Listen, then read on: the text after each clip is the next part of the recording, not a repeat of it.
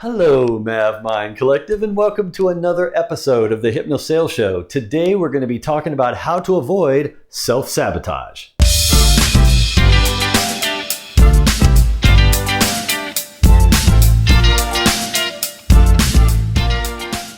I've talked about self-sabotage on previous episodes. I've talked about the fact that we have this constant homeostasis condition where our subconscious is attempting to keep us doing the same thing continually all the time, and it resists any type of attempt to change it. It doesn't want us to change what it's doing to keep us alive and keep us well in the moment, from moment to moment, second to second, minute to minute.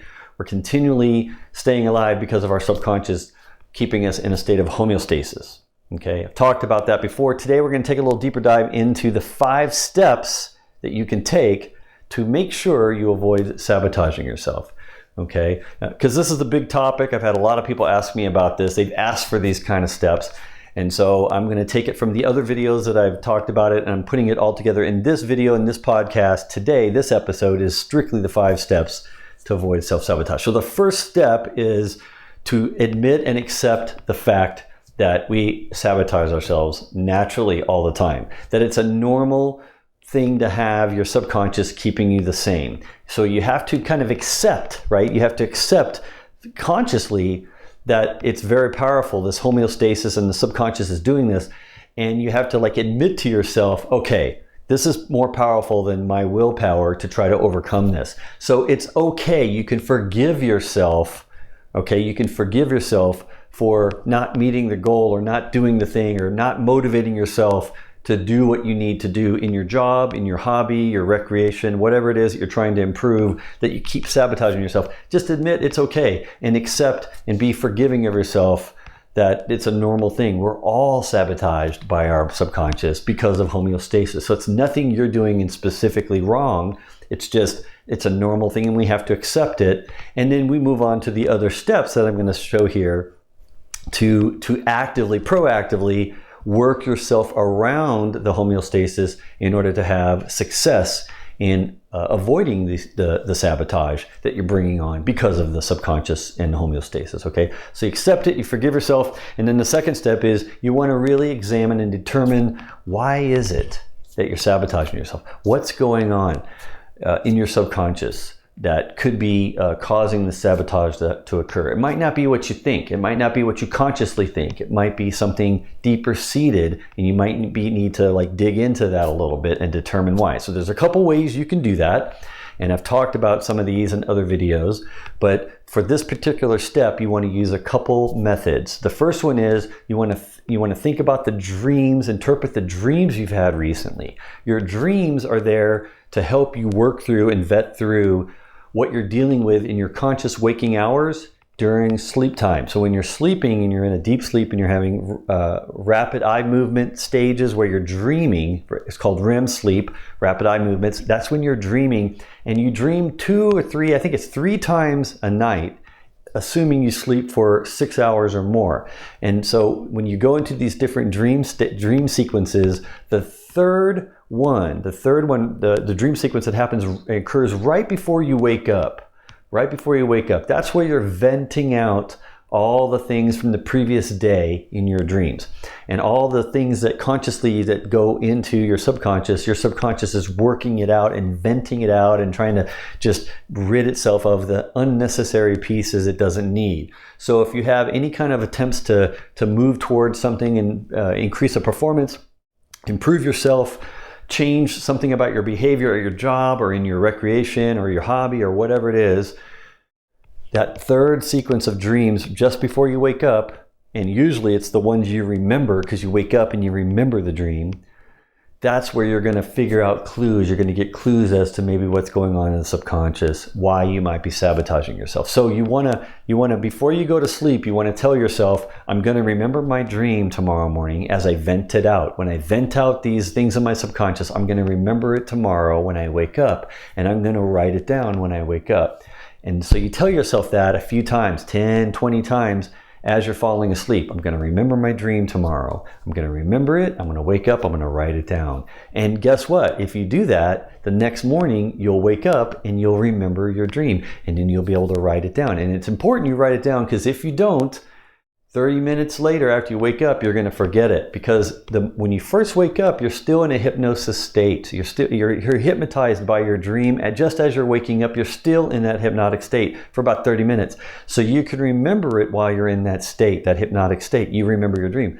And if you go past 30 minutes, the chances go way up that your conscious awareness takes over. You are no longer hypnotized. You come out of that hypnotic state from the dream state, and you won't remember it. That's why sometimes you go, I know I had a dream, but I can't remember it. It's because you allowed yourself to go from a hypnotic state, dream state, and that you're conscious now. And so you're not going to remember anything in the conscious state that was occurring during your dream state or your hypnotic state. So you want to write it down right when you wake up so you don't forget. And trust me on this.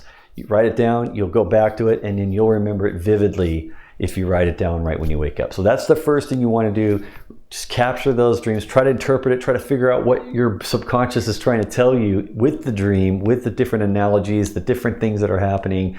That'll give you a clue as to maybe why you're sabotaging yourself. And trust me, if you're sabotaging yourself, your dreams will tell you and indicate it to you. You just have to remember to write them down. The second thing you want to do is you want to consult your subconscious using the pendulum method or the lean test. And I have other videos you can watch on exactly how to do that. But it's basically consult your subconscious. That's the name of the video. And I talk about using the pendulum, where you hold the pendulum and then you watch which direction it goes, and your subconscious will subconsciously move the pendulum a certain direction to indicate yes or no. Same thing with the lean test, where you basically figure out if you lean left or right or forward or backwards, and your subconscious will direct that without you even knowing it, again, to indicate a yes or no. So you can ask your subconscious a yes or no question and get the answer, the true honest answer from your subconscious, because that's how it communicates. It doesn't use language. It uses objects or other things that you through the physical and the energy from your body. It uses that in order to communicate with you. So watch that other video to see how to consult your subconscious. That will give you clues as to why you might be sabotaging yourself. All right, so now I've admitted and accepted, and I think I have a clue as to why I'm sabotaging myself. Now I want to create some mini habits to reprogram my subconscious one pebble at a time. And when I say that, I mean, like, if I'm trying to displace water out of a bucket, subconscious, if that's my subconscious, I need to drop in a little mini habit of dropping a pebble into the bucket, and I need to do it over a long period of time, like every day dropping one pebble, and eventually I will displace all the water in the bucket.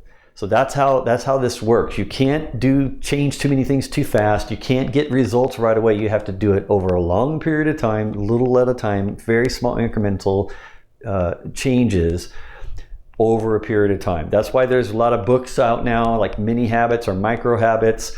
It's because research is showing that, again, subconscious doesn't like to be changed, but you can sneak up on it one change at a time. So two things you can do to create a mini habit is, of course, one is to create a subconscious self-hypnosis script, right? A self-hypnosis script to program and reprogram your subconscious mind.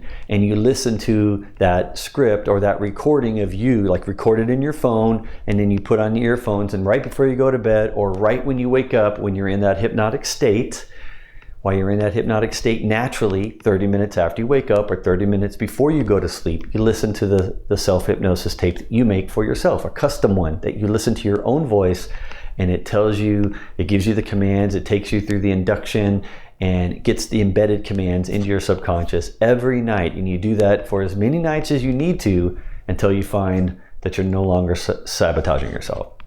That's the first method. The second method you can also use, which I use to augment that, is I create a reminder in my smartphone. In my smartphone, I put in a reminder every day to pop up, and I have some affirmations and I have some embedded commands. Now, I know what they are. I typed them in. It doesn't matter. You still read them to yourself out loud when no one's around. That's key. You can't read it in your mind. You have to read it out loud, and your ear has to hear your own voice say it as you read it off the smartphone. So imagine you're going along, 7 o'clock, let's say, a reminder, boom, and you go, ooh, I gotta read my hypnotic script. So you read, you will stop sabotaging, you will avoid sabotaging yourself, you will stop thinking this and you will start doing this instead. You will achieve this success. Nothing will stop you. You will avoid and resist everything that stops you. You will overcome your problem or whatever it is. You put the things that you feel are positive affirmations, positive reinforcement scripts that will help you to embed these commands into your brain, into your mind, into your subconscious, just by reading them off the phone. And you have the reminder pop up every day and you read it religiously. Just read it as if, and that's all you have to do. You don't have to do anything else. I guarantee if you do that once a day and you make a recording over 2-3 weeks every day, if you do it consistently, you will see the changes start to occur in your life right away. You will stop and avoid, you will totally avoid sabotaging yourself, and you will find that it will start to change the way you think about it, the way you behave, and you won't even realize it till it starts happening. And when you realize it, finally it's like, wow, the results. You see the results and then you can't believe it. It's just amazing. So that's what I do to change my life, change my habits, and avoid sabotaging myself. Now, the other thing that I talked about in a previous video, I'm going to add in as step 4, is you want to ask other people permission to be successful with whatever you're doing. So if you're sabotaging yourself subconsciously, assuming you do all these first 3 steps, add on this extra one where you ask someone that you trust or someone that you know that's other than you. It could be a friend, it could be your spouse, it could be your parents, it could even be your kids. It doesn't really matter as long as it's someone that's not you, and you ask them, do you give me permission to be successful with this thing I'm trying to change? Or do you give me permission? Can I have your permission? Do you give me permission? Can I have your permission to be successful or to do this thing? And then just tell them what it is that you're trying to change, whatever that change is. And then listen for them to say, yes, you have my permission.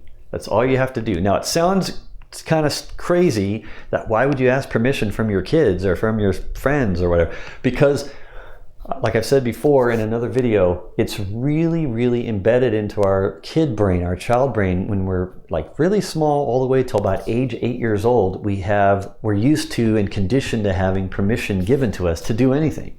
And that never leaves us. We always have that condition. So you always want to ask for permission, even if you're mature and older like me, a gentleman or a lady that's just been around living for a long time.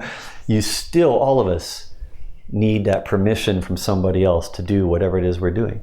So ask them for it, and you'll see that it will change everything for you if you ask permission and get permission, no matter what it is. Just do it. Even if you're skeptical and you don't believe me, just do it and see what happens. Even if you don't believe it'll work, do it anyway, and you'll find that it will work for you. Okay, so that's why I put it as step 4, because I do that and I want to share what I do to be successful so you can be successful. And then the 5th one, a lot of people don't really do this very much. They don't feel like they deserve it, but you need to reward yourself for any small little incremental change that you make.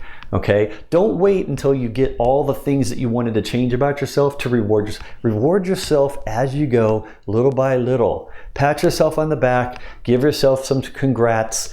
Always reward yourself with positive reinforcement as you make the smallest incremental changes. So when you drop the pebble in there, or you listen to the tape, or you read the affirmation or read the commands off your phone every day, when you're done, go, yeah, I did it.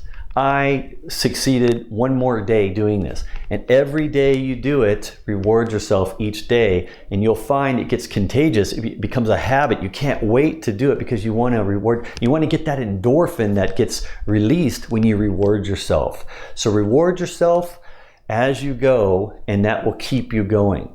Because remember, the subconscious is trying to stop you from doing all 5 of these steps at all times. Trust me, the subconscious knows what you're doing. Now that I've given you the steps, you're going to do these, but then your subconscious is going to go, no, I'm going to try to sabotage even these small little things you're doing in the order, these 5 things.